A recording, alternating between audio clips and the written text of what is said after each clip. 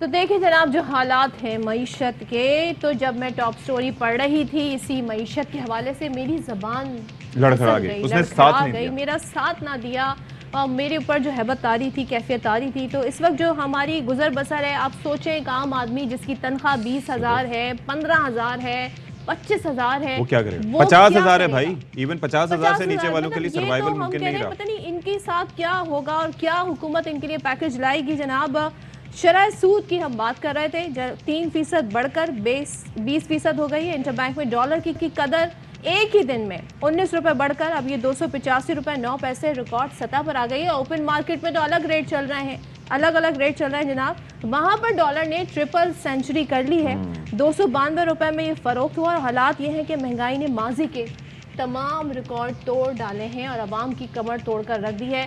یہ ہیں وہ دعوے، یہ ہیں وہ وعدے اشفاق جو کیے گئے تھے کہ جب ہم آئیں گے تو ڈالر کو 200 پر لے آئیں گے. 200 کیا آئے تو 300 پر چلا گیا. اچھا میں یہ کہہ رہا ہوں کہ اب آپ باہر جائیں نا، مارکیٹ وغیرہ میں جا کے دیکھیں تو پہلے چیزوں کے ریٹس لکھے ہوتے تھے. کسی بھی آپ شاپ پہ جائیں خریداری کے لیے، کسی مارٹ میں جائیں، کسی اسٹور میں جائیں، اب وہ ریٹ نہیں لکھتے. اب اس کے بعد وہ فوراً اس وقت لسٹیں چیک کرتے ہیں اس وقت کے ریٹ، کیونکہ ریٹس یوں بدل رہے ہیں. ایسے ہی تو وہ جب چیک کرنے کے بعد جو ریٹ ہوتے ہیں تو اس وقت آپ کو بتاتے ہیں. تو بس یہ ہے کہ اللہ رحم کرے کہ لیکن آپ کو آگے کیا معلوم ہوگا. ہے اس ساری صورتحال میں ایک شخص بہت ہی مطمئن ہے، ان کا نام ہے وزیر خزانہ اسحاق ڈار صاحب ہیں. وہ یہ کہتے ہیں جناب کہ اگلے ہفتے ہمارے آئی ایم ایف سے معاملات طے پا جائیں گے. اگر اتنی مہنگائی کے بعد عوام کو اتنی مہنگائی کی چکی میں پیسنے کے بعد بھی آئی ایم ایف سے ڈیل نہیں ہوتی ہے تو یہ بڑا ہی کوئی خطرناک کام ہوگا. ڈیلے پہ ڈیلے ہو رہا ہے. اور ایک وجہ جو تاجر ہیں وہ یہ بتاتے ہیں کہ جو تاخیر ہو رہی ہے معاہدہ ہونے میں، یہ بھی وجہ ہے کہ ڈالر اوپر جا رہا ہے.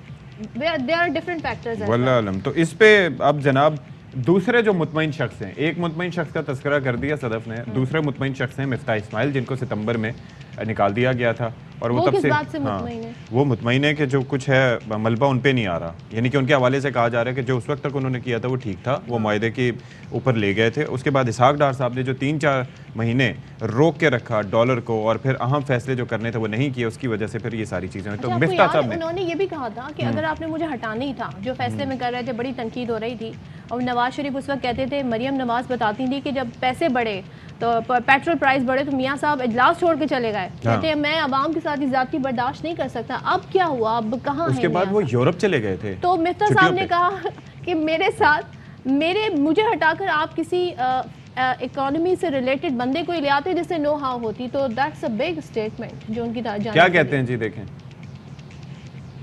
نے آئی ایم ایف کی یہ ڈیمانڈ پوری کرتے ہوئے یہ کیا ہے. ظاہر ہے کہ اس کی چوٹ لگی ہے. ہم کو 3% انٹرسٹ بڑھ گیا ہے. جو ہم پاکستان میں بزنس کرتے ہیں ہم سب کو مار لگے گی. جب میں آیا اور میں نے اگریمنٹ کیا تو اس کے بعد ڈار صاحب آئے، انہوں نے پھر آئی ایم ایف کو آنکھیں دکھائیں اور اگریمنٹ سے ہٹ گئے. ہم اگر اتنی شاید دیر نہ کرتے تو یہاں تک نہیں پہنچتے. اس وقت معیشت اچھی چل رہی ہے، یا اس وقت جب میں چلا رہا تھا تو وہ معیشت جو تھی وہ بہتر تھی.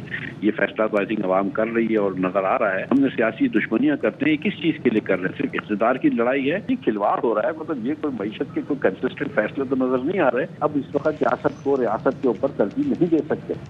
اچھا جی، تو یہ ہو معاملہ کہ مفتاح اسماعیل صاحب اب کیا کہہ رہے ہیں. تو ظاہر ہے کہ ان کے پاس مارجن ہے، لیوریج ہے کہ وہ بات کر سکیں. تو اسی پر بات ذرا کر لیتے ہیں. ماہر معاشیات مزمل اسلم صاحب ہمارے ساتھ موجود ہیں. مزمل، کل آپ سے بات ہو رہی تھی اور بات یہ ہو رہی تھی کہ کس طریقے سے گول پوسٹ چینج کرنے کے معاملے پر آپ نے کہا تھا کہ ہمیں ان کا نون لیگ کا ساتھ ہونا چاہیے اس اعتبار سے کہ اگر وہ ایسا کر رہے ہیں اور ہمارے ساتھ بھی وہ ایسا کر چکے ہیں. یہ آپ نے حوالہ دیا تھا. اب یہ جو کل جو کچھ ہوا، یعنی کہ آپ سے بات ہوئی اس وقت ڈالر کتنا بڑا تھا، اس کے بعد 12 بجے تک کیا ہم نے ریٹس دیکھے، اب ٹرپل سینچری کے قریب ہے. پھر شرح سود جو ہے وہ آپ دیکھ لیں کہ 20% ہو گئی ہے. یہ ہو کیا رہا ہے سارا؟ دیکھیں بات یہ ہے کہ جو پرسوں بات ہوئی تھی یہ میں نے ہی تذکرات کے آگے چھیڑا تھا کہ یہ جو ہے 4 اخباروں میں ایک ہی سٹوری ہے اور اس میں بتایا گیا ہے کہ I M F goal post کر رہا ہے، چینج کر رہا ہے اور روزانہ جو ہے نئی ڈیمانڈ لے کر آ رہا ہے. اور پھر اس میں انہی آرٹیکل میں اس میں انہوں نے آرٹیکل کے وہ خبر میں لکھا تھا انہوں نے کہ جو ہے سچویشن 1998 جیسی ہو گئی ہے اور جو ہے ہم سے جو ہے ناجائز جو ہے چیزیں جو ہیں بلیک میلنگ ہو رہی ہے. اس پہ میں نے کہا تھا کہ اگر پاکستان کے معاملے میں کسی طرح کی بلیک میلنگ ہو رہی ہے تو یہ ہم سے بات کریں، ہمیں بھی بتائیں، اور اگر ایسی کوئی چیز ہوگی تو ہم بلیک میل نہیں ہوں گے اور جو ہے ان کے ساتھ یکجہتی کا اظہار کریں گے. اچھا ہاں یہ پرسوں جو میں نے آپ لوگوں سے بات کی تھی. اچھا مزمل یہ بھی ذرا بتائیں نا کہ اس وزیر خزانہ بڑے مطمئن ہیں، وہ یہ کہتے ہیں جناب جو لوگ ایسی باتیں کر رہے ہیں وہ ملک دشمن ہیں، وہ اینٹی پاکستان ہیں، اور یہ جو ہے یہ ایسے حالات میں وہ باتیں کہہ رہے ہیں جب آپ نے کل ساری صورتحال دیکھی. وہ کہہ رہے ہیں بینکوں نے سہولتیں دینا شروع کر دی ہیں، لوگ افواہیں پھیلا رہے ہیں، تو ایسے ہی ہے. اور ہم نے کیا وہ آخری کڑوی گولی نگل لی ہے جو IMF کی جانب سے دی جانی تھی، اور اب معاہدہ ہونے جا رہا ہے، اب مزید حالات اتنی غیر یقینی کا شکار نہیں ہوں گے؟ دیکھیں اینٹی پاکستان تو پھر اگر جو اسحاق ڈار صاحب کہہ رہے ہیں تو پھر تو وزیر اعظم سب سے بڑے اینٹی پاکستان ہیں، کیونکہ انہوں نے امریکہ کے دورے میں کہا تھا کہ ہم ڈیفالٹ ہو جائیں گے اگر ہمیں پیسے نہیں ملے. اور پھر دوسرے نمبر پہ جو ہے جو ہمارے وزیر دفاع خواجہ آصف ہیں. تو اور راز سوال یہ کہ وہ کل فرسٹریٹ ہو گئے. کل پوری دنیا نے جو ہے استعفے کی ڈیمانڈ کی، کیونکہ انہوں نے بار بار پاکستان کو بولا کہ جی ہم جو ہے بالکل صحیح جا رہا ہے، چائنا سے اتنے ارب ڈالر آ رہے ہیں، دبئی سے اتنے آ رہے ہیں، سعودی عرب سے اتنے آ رہے ہیں، IMF سے طے ہو گئی. پھر 9 فروری کو انہوں نے پریس کانفرنس کی رات کو 10-11 بجے انہوں نے کہا کہ بس 3 دن میں ہو رہا ہے، ہم نے جو اقدامات تھے وہ کر دیے. تو انہوں نے قوم سے باتیں چھپا کے رکھی ہوئی تھی. اچھا اور کل جو ہے اب جو ہے ہمیں وہ کہہ رہے ہیں کہ جی 1 ارب ڈالر سے جو ہے ملک کا خزانہ بڑھ گیا. تو بھائی 700 ملین ڈالر چائنا سے آئے ہیں، اس میں سے بھی آپ کو پتہ ہے 1/4 خرچ کر دی. جی اور اس کے بعد جو ہے یہ کہہ رہے ہیں کہ جی اتنے ارب ڈالر اس سے پہلے بھی تو آئے تھے. اس سے پہلے آپ کو ایشیائی ترقیاتی بینک نے 1.2 ارب ڈالر دیے تھے، AIB نے 2 ارب ڈالر دیے تھے، جس پہ یہ الحمدللہ. اگر ہم اس اوور آل سچویشن کو سم اپ کریں نا تو بظاہر لگ یہ رہا ہے کہ یہ ایک امتحان کی تیاری کر کے آئے تھے، اور امتحان جو درپیش تھا وہ تھا معیشت کا، لیکن پرچہ جو حل کرنے آئے تھے وہ سیاست کا تھا، اور اب معیشت گلے پڑ گئی ہے. ایسا ہی ہے؟ دیکھیں بات یہ کہ یہ سیاست کا کہہ لیں، یہ اگلا الیکشن کے لیے راہ ہموار کرنے آئے تھے کہ میں کوئی فارمولا ایسا لگاؤں گا کہ جو ہے نا ڈالر نیچے کر کے، مہنگائی نیچے کر کے اور سب کو خوش کر دوں گا، اور جو ہے راہ ہموار ہو جائے گی الیکشن کی. اچھی بات ہے اگر مہنگائی نیچے کر دیتے اور ڈالر کو نیچے لے آتے، لیکن مصنوعی طریقے سے کوئی چیز نہیں ہو سکتی. اور انہوں نے وہ مصنوعی طریقے واردات ڈالنے کی کوشش کی اور رنگے ہاتھوں پکڑے گا. اور IMF نے ان کو 2 دفعہ پکڑا ہے، آپ کو فائدے میں بتا دوں. پہلے بھی انہوں نے جس طرح روپے کو جس طرح کر رہے تھے وہ پکڑا، اور یہ جو پرسوں جو میں نے آپ لوگوں سے بات کی تھی روپے کی قدر والی، گول پوسٹ والی، اس وقت میں نے آپ کو انڈیکیشن دی تھی کہ IMF ناراض ہے 2-3 چیزوں سے. تو وہ کل جو ہے یہ جو کل جو ہے مرکزی بینک سے کروایا گیا ہے روپے کو، تاکہ اب IMF کا مزید بھار نہیں اٹھا سکتے، کیونکہ اب تو بالکل ہی صورتحال جو ہماری ریٹنگ گرنے کے بعد جو حالات ہو گئے تھے، تو یہ تو مطلب یا آر یا پار، وہ جو مریم نواز کے الفاظ تھا نا ایک دفعہ کسی جلسے میں، یا آر یا پار، تو اب وہ صورتحال وہاں پہ آ گئی تھی کل. اچھا مزمل جو رد عمل آیا ذرا سا ہم اس پہ بھی بات کر لیں. مریم نواز صاحبہ کیونکہ اکثر و بیشتر وہ اس پہ ٹویٹ بھی کرتی رہتی ہیں، پھر اسحاق ڈار نے بھی ٹویٹ کیا، وہ عمران خان کو ڈائریکٹ وہی کہتے ہیں جناب یہ IMF کے ساتھ جو آپ نے ظالمانہ ڈیل کی تھی نا، یہ ہم اس کو درست کرنے آئے ہیں، تو یہ سب آپ کا کیا ہوا ہے.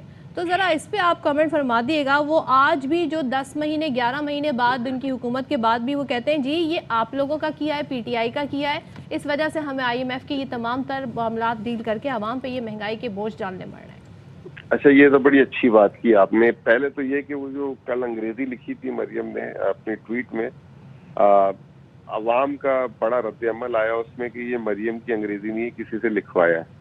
اور اب لوگوں نے ایک ڈیمانڈ کر دی ہے کہ مریم کی انگریزی بولتے ہوئے کسی نے آج تک دیکھا نہیں ہے، تو وہ کسی عالمی جریدے کو یا انٹرویو دیں، اس میں پتہ تو لگے کہ مریم کی انگریزی جو وہ ٹویٹس میں لکھتی ہیں آیا وہ ان کی اپنی ٹویٹس میں، تو پتہ لگ جائے. تو یہ جو ہے بڑی اچھی تجویز ہے. کوئی ایک انٹرنیشنل میڈیا کو ان کو ضرور انٹرویو دینا چاہیے، تاکہ ویسے بھی انہوں نے انگلش میں لٹریچر میں ماسٹرز کیا، پھر پالیٹکس میں PhD بھی کیا ہوا ہے، تو ہم بھی دیکھیں کہ ہماری اگلی وزیر اعظم بھی بننا ہے انہوں نے کہ کتنی قابل ہیں وہ. اب آ جائیں کہ یہ بات کہ بھائی یہ قابلیت کا معیار تو ظاہر ہے یہ نہیں ہے زبان، لیکن بات یہ ہے کہ جو طریقہ کار ہے اور جس طریقے سے وہ کرٹیسائز کرتی ہیں. دوست ہم یہ کہہ رہے ہیں کہ وہ ٹویٹس ان کی اپنی ہے کہ نہیں ہے، یہ صرف ایک سوال ہے نا. اب اگلی بات کر لیتے ہیں کہ یہ جو IMF پروگرام ہمارا ہے یا ان کا. اب دیکھیں اس میں تو میں نے آپ لوگوں کے ساتھ بھی 10 دفعہ بات کی، لیکن آپ لوگ بھی یہ سوال بار بار دہراتے ہیں اور صحیح دہراتے ہیں، کیونکہ صبح ہم بات کرتے ہیں، رات کو یہ کہتے ہیں کہ یہ پی ٹی آئی کا معاشی IMF پروگرام ہے. اس کا ایک طریقہ کر لیتے ہیں. اس کا طریقہ یہ کر لیتے ہیں کہ ایک کمیشن بناتے ہیں. ویسے تو IMF کا جس پارٹی کے ساتھ جس کا معاہدہ ہوتا ہے نا، IMF اپنی ویب سائٹ پہ شائع کر دیتا ہے. ابھی 3-4 دن پہلے اسحاق ڈار صاحب نے فرمایا تھا کہ ہم PTI کا IMF کا معاہدہ عوام کے سامنے لائیں گے. اچھا. ان کو یہی نہیں پتا کہ جو بھی یہ معاہدہ ہوتا ہے، جیسے ہی کوئی جائزہ ہوتا ہے، IMF اپنی ویب سائٹ پہ وہ معاہدہ چھاپ دیتا ہے. ٹھیک ہے نا؟ تو وہ عوام سے چھپا ہوا نہیں ہے. تو جو PTI کا آخری معاہدہ ہوا تھا وہ فروری 2022 میں ہوا تھا. اس کے بعد پھر مفتاح اسماعیل صاحب نے معاہدہ کیا. ٹھیک ہے. 29 اگست کو، اور اب اسحاق ڈار کا. تو ایک کمیشن بناتے ہیں، اس میں جو ہے وہ بیٹھے. ٹھیک ہے نا؟ اور وہ بیٹھے اور وہ جو ہے PTI نے جو معاہدہ کیا تھا. اور اب ارے مزمل بھائی، ویسے خرچے کنٹرول نہیں ہو رہے ہیں. کابینہ 86 رکنی ہوگی، کمیشن بنے گا، پھر اس کا نتیجہ بھی اس کا حال بھی باقی کمیشنوں جیسا ہوگا کہ اس کی کوئی چیز عوام کے سامنے نہیں آئے گی. تو پھر فائدہ کیا؟ بلی مارنی ہے نا، تو یہ بلی مارنی ہے تو ایک ہی طریقہ ہے. ورنہ آپ میں عوام کو بتا دیتا ہوں کہ IMF کی ویب سائٹ پہ سارے معاہدے ہر ایک. ٹھیک ہے، وہ دیکھ لیں گے. اور ظاہر ہے کہ لوگ جو لرنڈ ہیں وہ دیکھ بھی سکتے ہیں. بہت شکریہ آپ کا مزمل اسلم صاحب ہمارے ساتھ موجود تھے. لیکن معاملہ یہ ہے کہ لگ یہ رہا ہے کہ اتنی مار کھانے کے بعد بھی، 100 پیاز اور 100 درے کھانے کے بعد بھی عوام کے حال میں کوئی بہتری نہیں آئے گی. اور یہ سب یوں ہی چلتا چلا جائے گا. IMF ہو یا نہ ہو، عوام نے اسی طرح سے پسنا ہے. اور ویسے بچ جائیں گے تو باقی جو لٹیرے گلی محلوں میں گھوم رہے ہیں ان کے ہتھے چڑھ جائیں گے. اسحاق ڈار صاحب جو کہ اس وقت مرد بحران اس وقت بن کے آئے تھے کہ جی ہم نے تو حل کرنا ہے، اب وہ اس وقت ان کا کیا نقطہ نظر تھا؟ اسحاق ڈار کے دعوے، اور یہ دعوے وہ جب سے کر رہے تھے، جب وہ کہہ رہے تھے کہ میں پلین میں بیٹھ گیا تھا تو دیکھیں ڈالر. اچھا، ان دنوں بھی یاد ہے آپ کو کیا کیا تھا؟ اس دنوں کیا تھا کہ وہ پیٹرول پرائس کو بھی روک کے رکھا ہوا تھا. کرنی تھی لیکن کی نہیں تھی کہ اسحاق ڈار صاحب آئیں گے تو ان کو ان کی طرف سے ایک تحفہ قوم کو دیا جائے گا کہ دیکھا آپ نے ڈار صاحب کا ایفیکٹ. تو وہ پھر ڈالر کے طور پر، ڈالر کے اوپر بھی ہم نے دیکھا. اور مصنوعی طور پر جو انہوں نے روک کے رکھا ڈالر کو، اس سے کیا ہوا کہ ریمیٹنسز بند ہو گئی. بھائی میں اگر بیرون ملک سے پیسے بھیج رہا ہوں اور مجھے انٹر بینک میں 228 کا ڈالر مل رہا ہے اور اس کی قیمت مل رہی ہے، اور اوپن مارکیٹ یا گرے مارکیٹ میں مجھے 260 مل رہی ہے، تو میں کیوں بیچوں گا 228 میں بھائی؟ صحیح بات ہے. اور یہاں تو بڑے سوالات یہ بھی ہیں جناب کہ افغانستان جو افغانی ہیں وہ یہ کرتے ہیں کہ مزید پیسے دے کے 20 روپے 25 روپے اوپر دے کر ڈالر خرید لیتے ہیں. تو یہ تو اس طریقے سے آپ کے ملک سے بھی ڈالر جا رہے ہیں جناب.